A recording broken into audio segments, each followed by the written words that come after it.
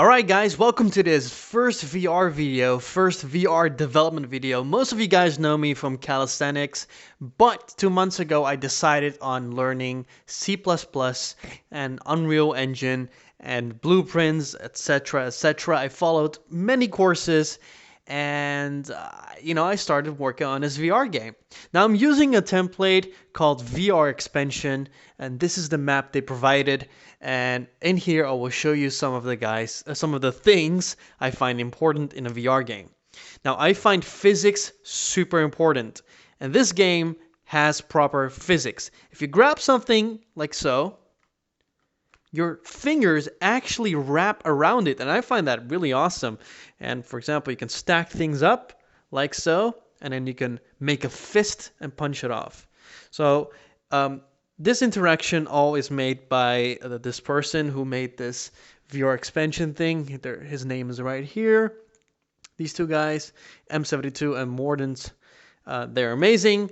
But yeah, so this saved me a lot of work. So I've got stuff like this working. I've added these animations myself. That took surprisingly a lot of time because I had to use their interface. But yeah, this works really well. And you could just punch things away. The physics are absolutely amazing. Here's a gun, for example, and you can imagine. I mean, look at this. When I can grab it from any angle and it just works. It doesn't like snap like in most games. I mean, this part snaps.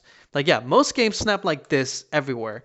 In this game, you can basically do stuff like this. So if I were to add a gun, it can be hyper realistic. So yeah, I'm just gonna put this down like so. And you can open up shells, etc. It all works really well. It's all physics based, which I find extremely important. I want this game to be as immersive as possible. Now, after this, I will show you a map that I made. This door I didn't make myself, but hey, that worked actually pretty good. Usually it bugs on me. This is the combat section, and after this demonstration, we will move on to a map that I made that I think you guys will like. It's super realistic, and it really shows off what the Unreal Engine is capable of doing. So this always bugs at the first try. I'm just going to drop this one. So yeah, you can basically stab this little thing here, and the physics are basically like Blades and Sorcery and Boneworks. It works really well. You can also just don't mess with me, okay? Works really well. And you can just repeatedly stab this guy. You can also hold the knife differently, like so, or you can hold it like this, or you can hold it like this, or you can hold it like this. Like, it doesn't really matter. You can hold it however you like, and I find that, again, really important. Here's a double-wielded sword, and you can also just hold this how you like, and you can hear my voice. I really get excited when I show you these things because a lot of games, they just snap in one position, whereas here you can just hold it how you like, and that's so immersive. And it is heavy, so you can't just, you can, but it doesn't move with you. And yeah, you can just smack this guy like, and you can also stab him, except the angle's a little bit tougher. But I'm pretty sure you can stab him. I've done it a few times. Yeah, it's really hard to control. Let me just see. Die, peasant! There you go. Ding, ding. So that works amazingly. These four, I added myself using the Mega Scans asset pack. And as you can see, they are also fully interactive. You can hold it however you like. That's just so cool. Can you just imagine smacking a bunch of monsters like that? And the multiplayer also works really well. I'll show you that, guys, in a different log, but the multiplayer also works well when it comes to VR interaction, when it comes to physics interaction. This is a demonstration of heavy objects. If I were to hold this one hand, I would drop it. But if I hold it with two hands, it works. I could just smack it. This thing I imported myself, again from the Mega Scan assets. They're super realistic. And the reason why I added this one is I wanted to see if the physics work like in Half of Alex and Boneworks, where you can basically, just, please don't film me. I think I miscalibrated the floor. No. Okay, doesn't matter. I can just grab this one. You can put things in there, like so, and it works perfectly. So let me just put some of these in here, as if I'm going to a supermarket and being like, hey, give me all you got. Just, okay, and there we go. And, oh yeah, so now it's actually, oh no, it isn't. If I were to put heavy objects in this, I wouldn't be able to hold it with one hand. But yeah, so this works really well, and I can just throw it out like this. The game also has climbing mechanics, which I probably won't use as much, but it has it. If I were to want to use that, it has it. And now for the exciting part, we're moving to the other map. So I'll see you guys right there. Alright, so this is the map that I made, and, just get out of here. Keep that there.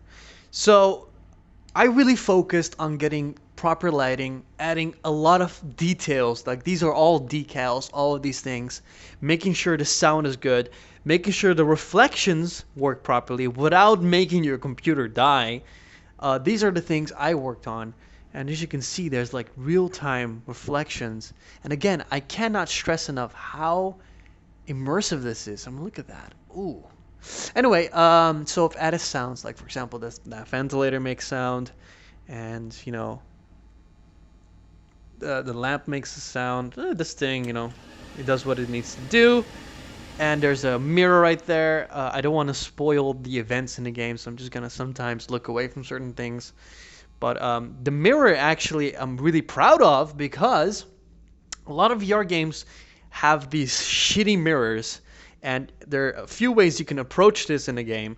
You can either have like reflections like this, which is super, super heavy on the engine, or you can have a camera, the camera from within, like behind this wall, films you, which also a few games do, like Forewarned does that.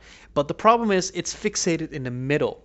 So what I did is I also use a camera system. However, the camera moves in the position of my head, meaning there's a camera right here now that can see through the wall, and if I go down, the camera goes down. If I go back, the camera goes back. So it's mirrored. It does the exact mirrored position. What is that? Oh, okay. So that way we have a much more optimized version of a mirror. And the cool part is reflections and castings are not being rendered by the mirror, which makes it much more optimized. And you don't really notice it in the scene that I created. And there are shadows, baked-in shadows are in there. So shadows like these would be in there, but like real-time shadows like these will not be in there, which is fine. And the mirror doesn't render if I'm not looking at it. So now, right now, the frames go up a little bit, and now it goes down a little bit. But it isn't noticeable at all. At least for a lot of people, it won't. So yeah, objects obviously are going to be interactable like that. And, oh yeah, the flashlight. So the Unreal Engine is so amazing. Like I mentioned before, you can hold this however you like, and in a situation like this, you start to realize how powerful that is. Again, a lot of games, they just, you get it in a socket. But like in this game, you could hold this however you like. So you can, if you're playing this with friends, you can really start to see, based on their body language and the way they grab things, who they are. Some people like to hold the thing like this. Some people like to hold it like this. Whatever works for you. I like to hold it today like this. So let me just grab this thing and show you guys what this engine is capable of rendering without frying your computer. I mean, look at that. That is like almost real. That is gorgeous. I am so impressed by the engine. And if you look at the light, it renders, it actually See, it also renders shadows, which can be a little bit expensive, but so far I have had no problems because a spotlight actually is the cheapest way of rendering light if you were to render light dynamically. I think that's true. At least it's much cheaper than a spotlight. A point light. Some of you guys are probably thinking like, "What are you talking about? I don't know what you're saying." Well, that doesn't matter. The important part is it's really cool. I mean, look at that. It illuminates everything. When I get closer to the wall, you see that? That is gorgeous. That is so uncanny. Yeah, and so this is like a very creepy hallway. You can imagine it being super scary. And if you turn around, bam, there's a guy right there. I just put him there because I wanted to see how something like this would look in VR. And it looks really good. So imagine this being like a monster crawling on the ground, walking towards you. I don't know. I don't know where I'm going with this so far. The idea is to create a demo showing all these things so that I can eventually get a Kickstarter up or Indiegogo to fund the actual game. And I'm thinking of making a multiplayer horror game, but I'm not set on that. But yeah, I did want to start sharing my journey. Look at that. That's insane. Yeah, so anyway, I'm just going to drop that because I'm going to get distracted. I wanted to share my journey, and I wanted to show you guys what I'm doing right now, and I wanted to show you guys from beginning till ending. And this game has to be the most immersive VR game that I can make. That is my goal. I mean, look at this. This is just... I mean, you can climb, but if you look at the textures, again, the mega assets textures are so impressive. Anyway, that's it for this vlog. I don't want to keep you guys too long. There will be more updates soon, and I'm just super excited. So have a good one, and sorry, I'm just distracted by this game. Look at that. Okay, anyway, thank you for watching. I'll talk to you guys later. You'll see some updates. Whoa. You'll see some updates, and hopefully this game will be a sick-ass game. And the demo will be for free, so don't worry. This will be free. The actual multiplayer game, you know, I gotta earn some money. You know, come on. All right, talk to you guys later. Bye-bye, and have a good one.